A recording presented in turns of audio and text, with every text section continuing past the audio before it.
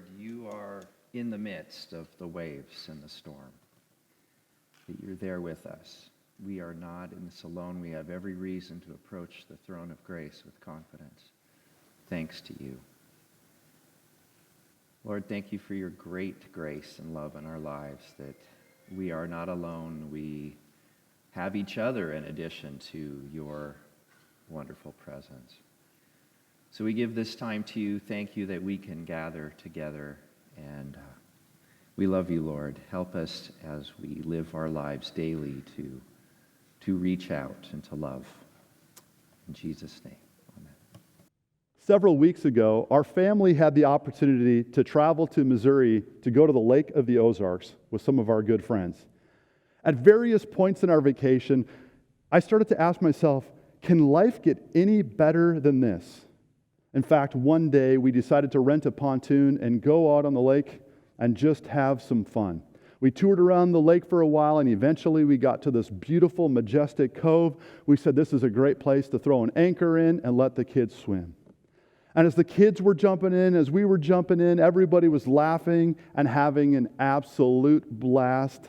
I thought, wow, life truly can't get any better than what we're experiencing now.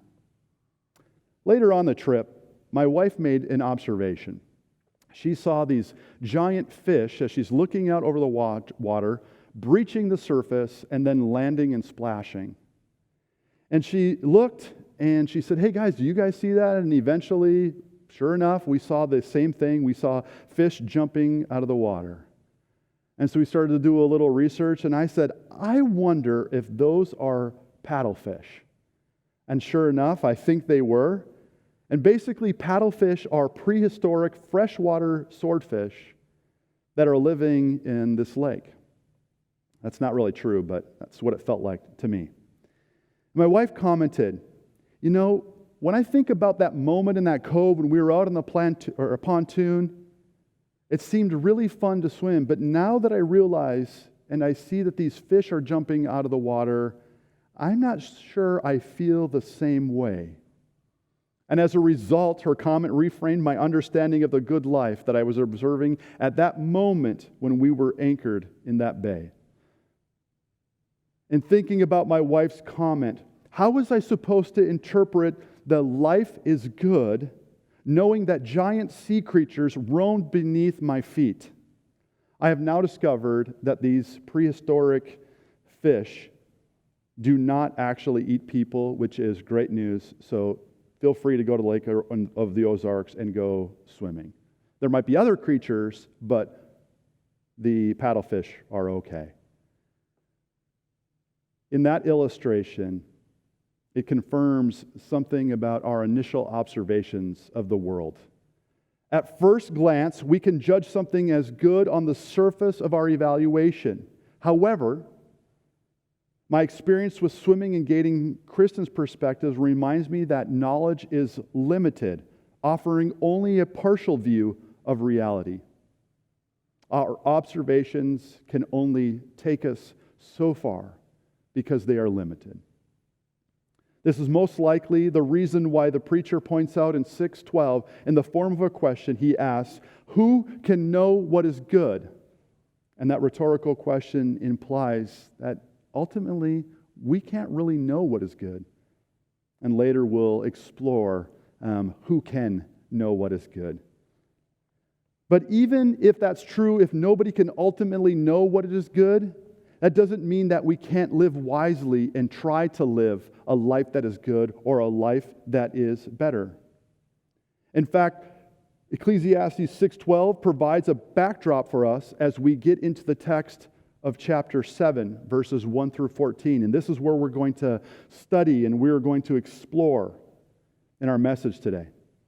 And even though we have limitations and blinders on in life, the preacher wants to help us to say, but we still need to live wisely, even though it is difficult to know what the good life is.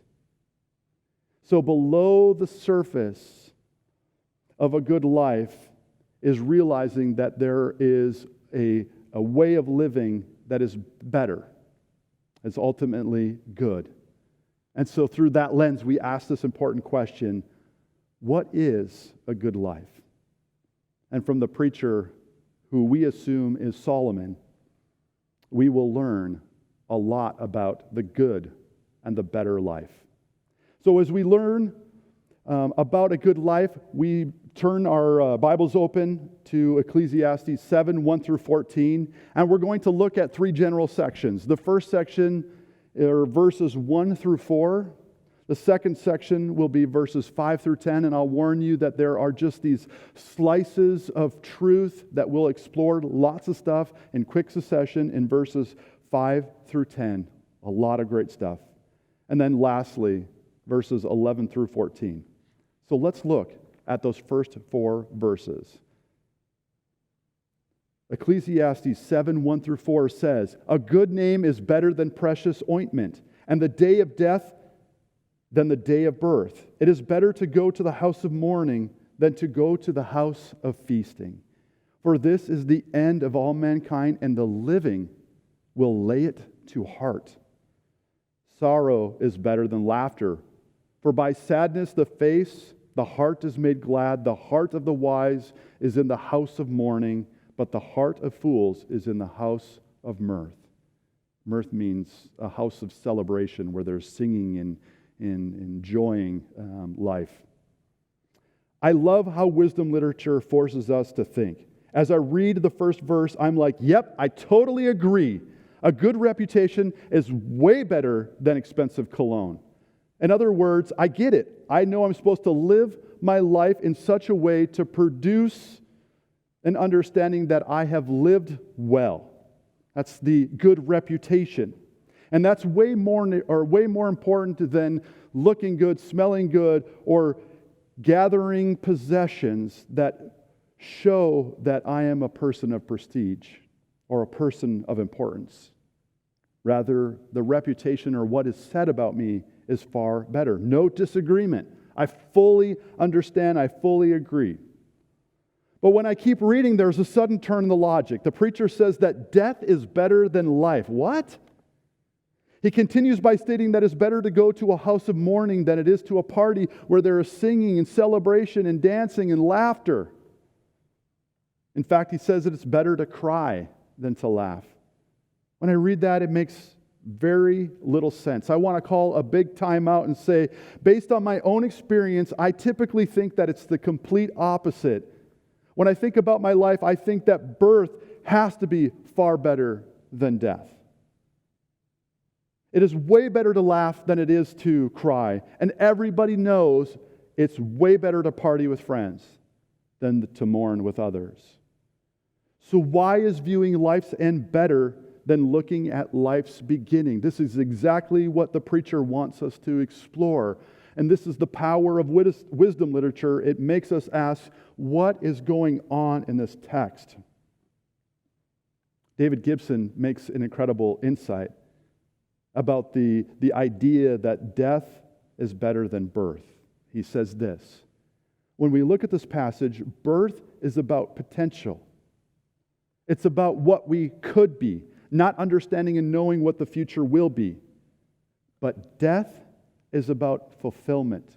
It's about looking back and understanding what life has been. And when we look back, we can see where our life has gone, and we can start to think, oh, I built my reputation based on X, Y, and Z. I've done these things in my life, and this is now being said about me, or this will be said about me. The truth is that death has something to teach us about living a good life. Verse 2 says, "For this, death, is the end of all mankind, and the living will lay it to heart." In other words, the living should devote serious reflection on the reality of death. Death is a good teacher because it makes us think intentionally about our lives.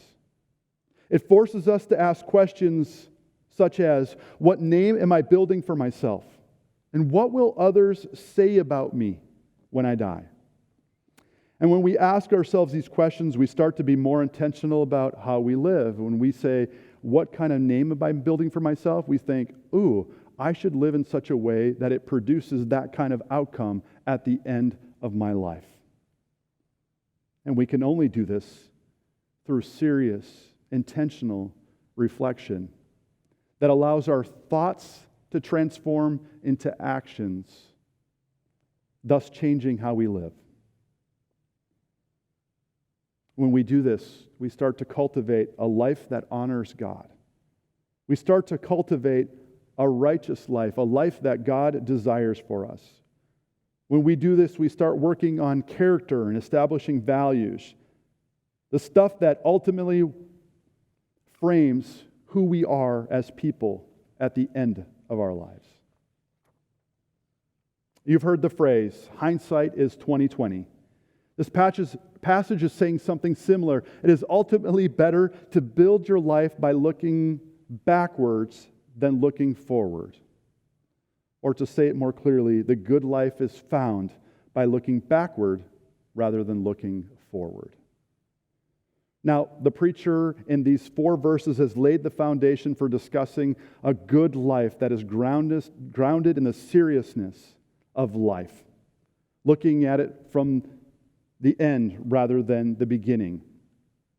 Now, this reminder creates a new lens by which we continue to apply wisdom to our lives. As we think about the end and as we think about how the end orients our lives in a serious and intentional way, we're in a position to live a good and better life. In fact, as we have seen already in these passages, and as we look to the next section, verses 5 through 10, we see this theme of a good and better life. And so even though we can't grasp or fully understand what the good life is, because there's things that operate below the surface and things that make things complex, that shouldn't stop us from attempting to live a good and wise life. The preacher isn't completely throwing stuff out the door. He's just saying, hey, it's hard to understand. It's hard to grasp. There are things below the surface that make it difficult to understand what a good life looks like. But there is value in living wisely. And so now we turn to the next section. And building off of this idea that the end is better than the beginning, we see a series of quick statements that help us live a better life. When we read verses 5 and 10, we see that these 5 keys to living wisely are something that speak to our hearts in personal ways, ultimately helping us reframe how we want to live for Jesus. Listen to Ecclesiastes 7, 5 through 6. It says, "It is better for a man to hear the rebuke of the wise than to hear the song of fools. For as the crackling of thorns under a pot, so is the laughter of the fools. This is also vanity." That term vanity has appeared often in the book of Ecclesiastes. When we read these verses, they point to a simple truth that appears elsewhere in the wisdom literature, especially in the book of Proverbs. This is what the preacher is saying in a nutshell. A sincere rebuke from a wise person is better than casual guidance from a fool. Now, as we look at verse 6 and we see this language of the crackling of thorns under a pot, we start to say, well, how is that related to rebuke and casual guidance from a fool, or the laughter of a fool? Commentator Jerry Shepard says this is imagery that helps us understand that these things can't do anything of great value. The laughter of a fool, the casual guidance of a fool cannot provide lasting substance. In fact, he says, these thorns under the pot produce more noise than substance. Thistles provide a quick flame, little heat, and a lot of unpleasant noise. And when I think about that statement and think about this verse, I can't help but from saying that's true. That the laughter of the fool and the casual guidance, the passive, unserious tone of being around somebody who could care less about you or life, it has no substance. It brings no long-term value, even though in the moment it seems fun and good, but it doesn't produce what it ought to. In fact, the opposite is true. A sincere rebuke from a wise person is way better. Way better. This passage convicts me, if I'm being brutally honest. It's way easier to surround myself with people that I can laugh with and keep conversation going with and be casual and lighthearted. But if I don't check my heart, I can use this as a form of avoidance or a form of escape, which allows me to build protective walls around me that keep me from hearing the kind of stuff that I ought to hear. It's hard. It's difficult to hear criticism. Why? Because that critique, that the rebuke of a wise person brings to us, often hits us right where it hurts. Hits us right with the way we're living our lives in terms of our attitudes and our behaviors. Hearing a rebuke isn't the most pleasurable experience. I think most of us would agree with that. The preacher says, but open yourself to rebuke from someone, especially someone who is wise, for this is a better way to live. It is better because a rebuke provides the listener with something of substance. In fact, Proverbs 28:23 reminds us that when someone rebukes us, they will one day be appreciated. Listen to the words of Proverbs 28:23. Whoever rebukes a man will afterward find favor than he who flatters with his tongue. Let me say that again. Whoever rebukes a man will afterward find more favor than he who flatters with his tongue. I think this observation is so true.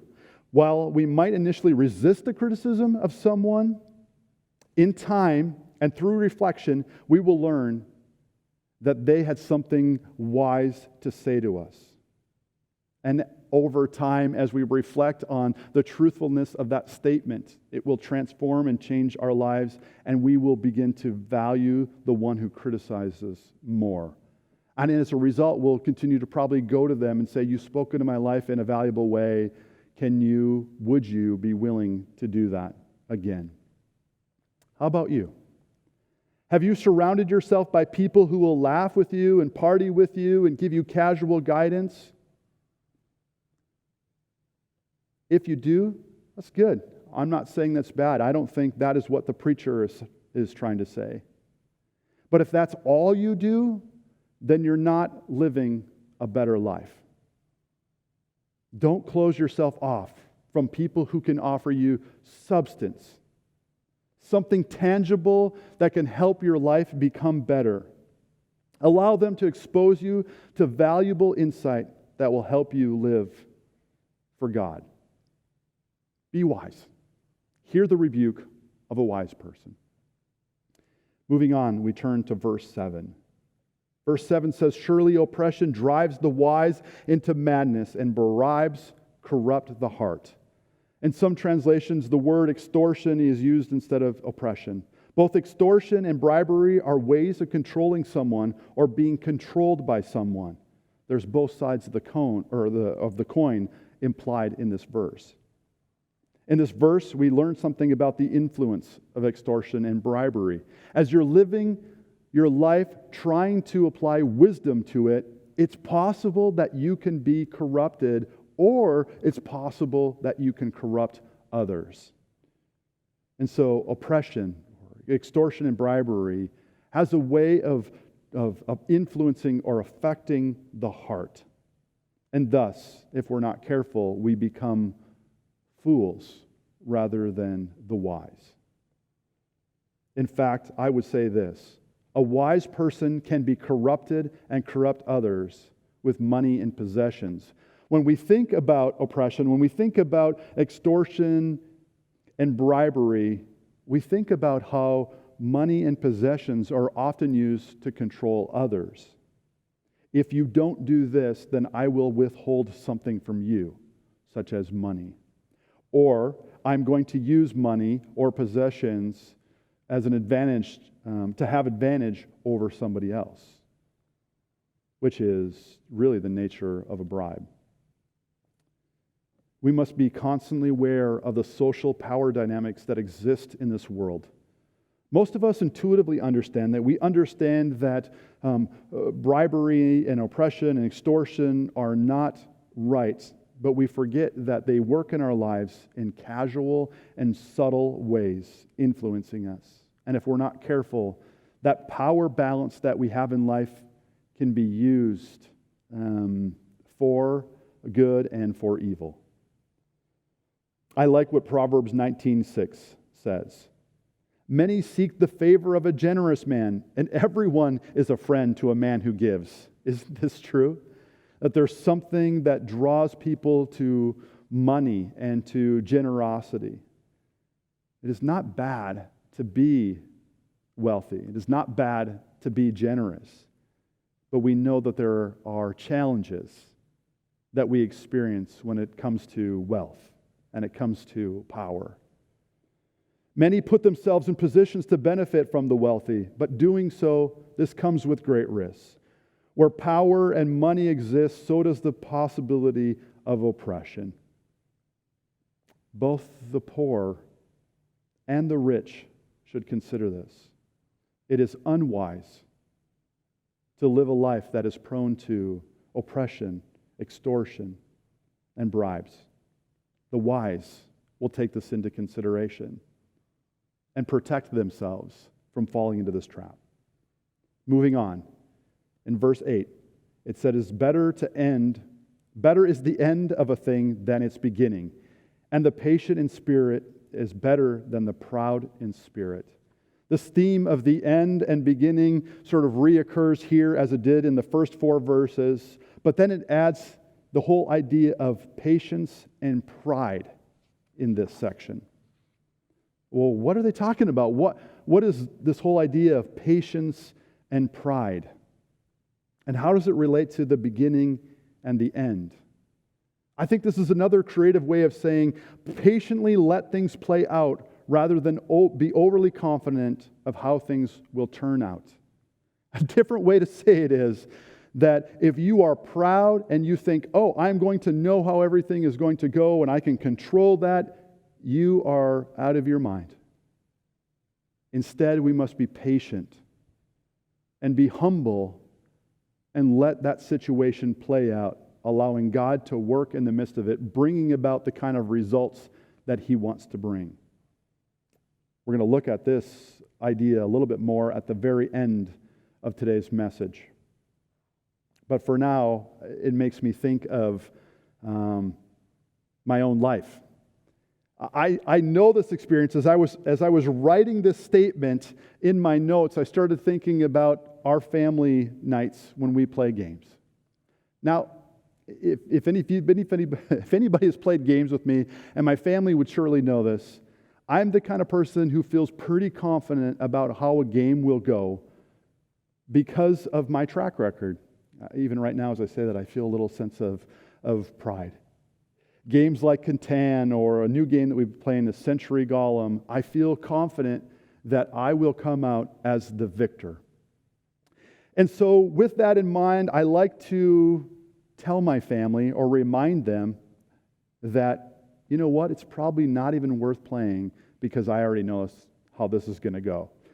You know, most of the time, everybody gets a laugh out of it because the truth is I don't always win, and my overconfidence and my pride is put to the challenge. But in that illustration, we're reminded of that great truth. It is way better to let things patiently play out than to be overly confident in trying to control how things will turn out. The reality is the wise will see right through pride, and they'll see right through that impatience, and they will sit back and say, you know what? I am comfortable letting God be in control, and things will play out as He desires and as He wills. In fact, when we get to the book of James and we read through chapter 4, verses 13 through 7, we see a couple of businessmen who think that they're going to go into town and they're going to get rich because they understand that they can control their future and there's a lot of opportunity. There is an evil arrogance to this thinking, that we can work everything out before we even start. In fact, the challenge in the book of James is that remember that your life is just a snap of the fingers. It is just a mere vapor. Before you can think about it, it is gone. And so don't think that you can go into some place and at some time and in some situation and think that you can completely understand and have it all figured out, or that you can control it with a sense of pride, because we can't. Always remember that your future is unknown and that your life is subject to the will of God. As I continue to read through these words in the book of Ecclesiastes, I sort of wondered to myself, is James a big reader of Ecclesiastes? Is this his favorite book? Because this isn't the only place where we can find a parallel between Ecclesiastes chapter 7 and the book of James. In fact, when we read Ecclesiastes 7:9, we will hear words that almost sound identical to James chapter 1. Verse 9 says this, "Be not quick in your spirit to become angry, for anger lodges in the heart of fools." Listen to James 1:19. This is something you've probably heard before. Maybe you've even read it because this is something that you're working on in your life. James 1:19 says, "Know this, my beloved brothers, let every person be quick to hear, slow to speak, and slow to anger." In both passages, we are warned to heed the words of the wise. Remain calm and avoid overreacting in anger.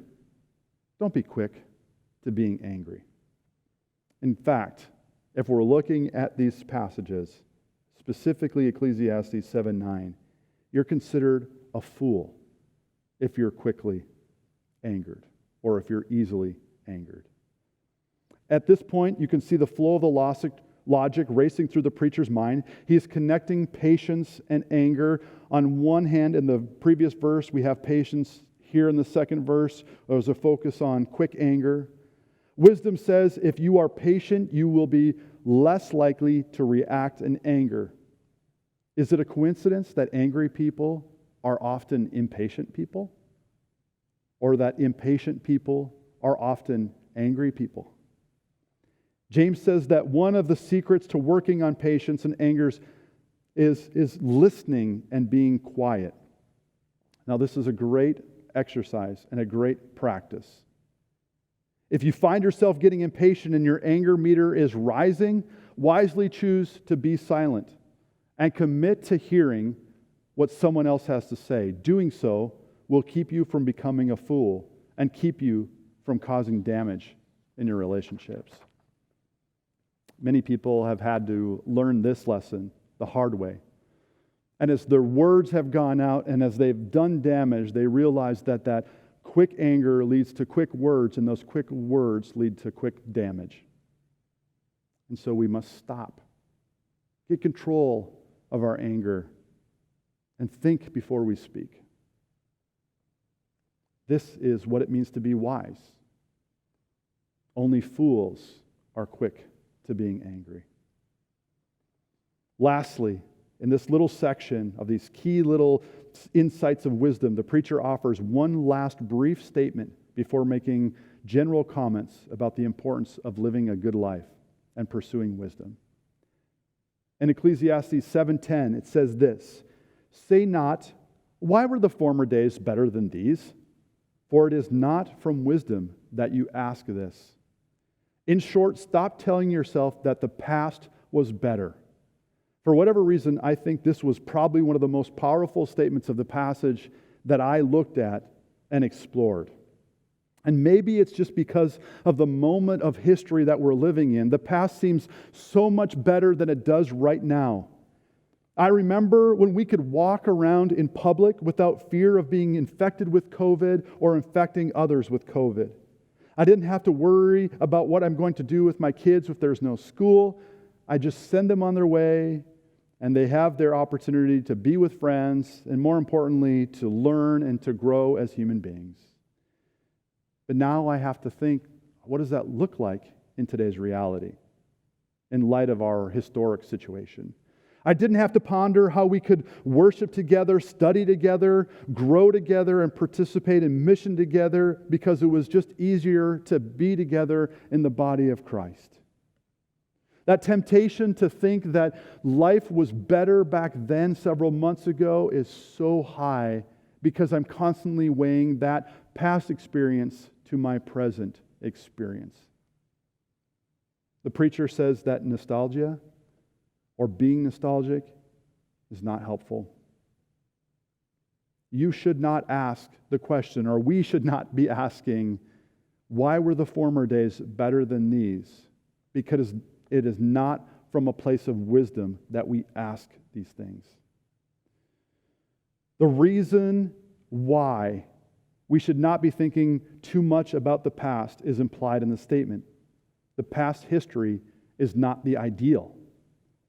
While we should appreciate the past, we should remember that the past is just as complicated as the present. I'm not sure why we forget this, but it is true. Life wasn't easier before COVID. There were just as many issues and concerns going on. It wasn't about COVID and infections and pandemics, but there were other things going on in my life and in the world that somehow have gotten drowned out as a result of what's going on in this present moment.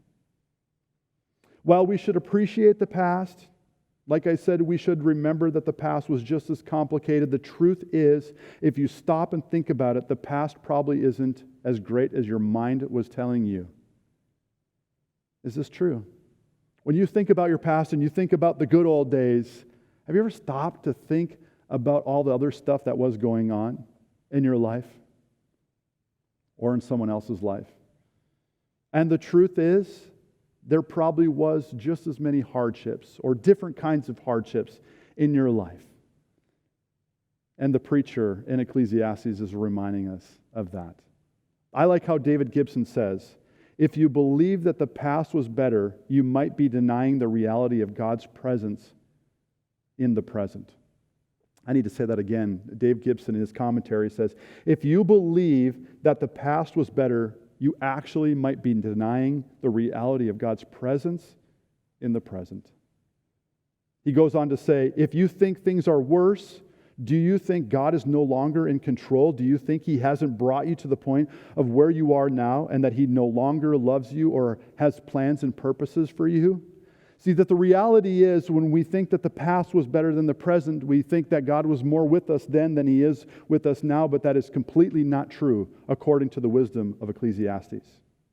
In fact, if you are prone to thinking that things aren't as good as they used to be, I encourage you to drop this language completely from your vocabulary and replace it with a deep appreciation that God is present with you in this moment. And in this moment of history, God is with us. And as a result, we can be fully present and fully trusting of God, here and now. Let me unpack this a little bit more. Let me show you that there is something here that has to be speaking into our lives, because I think this is something that we are all incredibly guilty of. When we realize that God is here and now, we put our trust in Him, not only for the present moment, but also for the future. This is something that needs to be a part of our perspective.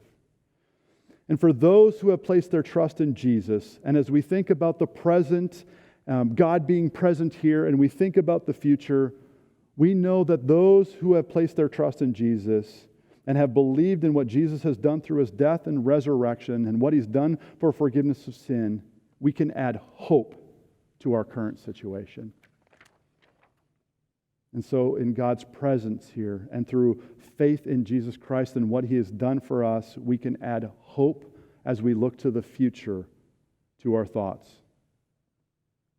As a reminder, a huge reminder, let's stop thinking that the past was so much better. Let's praise God that He is with us here and now. And let's praise Him that we understand our destination and where we're going as followers of Jesus.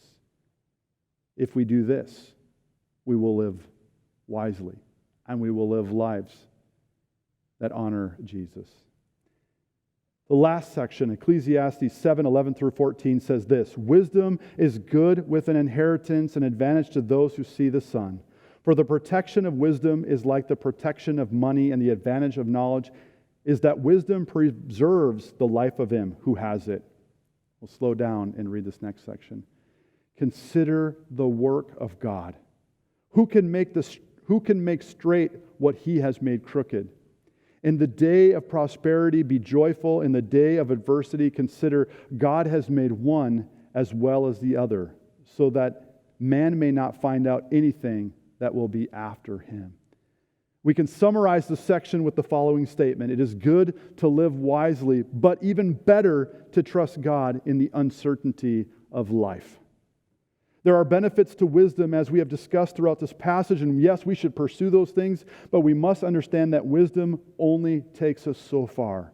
Verse 13 reminds us that there is a mysteriousness to God and His plan for us. The rhetorical question about making straight the work of God is clear. We are not God. We are powerless to change what God is doing in our lives.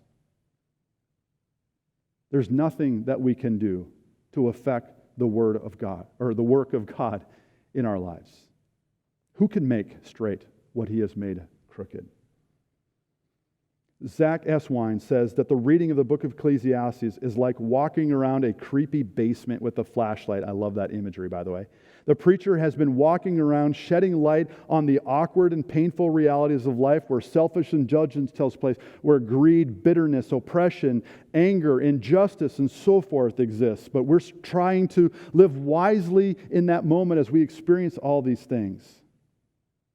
It's like a flashlight being shining on these things and saying, hey, let's expose that. That's not right. We should think about a better way to live. But then at the end of this passage, we get perspective. And where that creepy old basement starts to be exposed, and we start to understand what's actually going on in there. And yes, while it's hard to admit, we have made many observations about life. Life is like a creepy basement that we walk around and we're shedding light on these things. But we need to remember these last few verses in this book. As we think about the work of God in our lives, we understand that there is a reality that God is at work in this moment, and He is working out His plan and His purposes. This is the good news that the preacher is trying to tell us. Even though you're walking around in a creepy, dark basement with a flashlight, all is not lost. You are not lost. We are not lost. He brings all observations into the focus in verse 14, where he sheds ultimate light on things, and he says, God is in the middle of all of this. You can see clearly because God is present and He's in the middle of all of it. The preacher ends by saying some profound words. Whether you are experiencing seasons of joy or seasons of struggle, whether you are experiencing seasons of greatness or seasons of depression, seasons of great success or seasons of major adversity, God is present in all of those things, and all of those things are under the sovereign control of God. Here's the truth that we need to hear as we think about the reality of a world that is fractured and broken. He is present in that reality as much as He is present in the reality of life when things are going well. Now, as we think about these things, we summarize by saying this. It is ultimately good to live wisely. But even living wisely, it is difficult for us to understand anything and everything around us, especially when we see brokenness, hardship, and heartache. But in the midst of this, we understand that God has all things under His control. All things are under His care.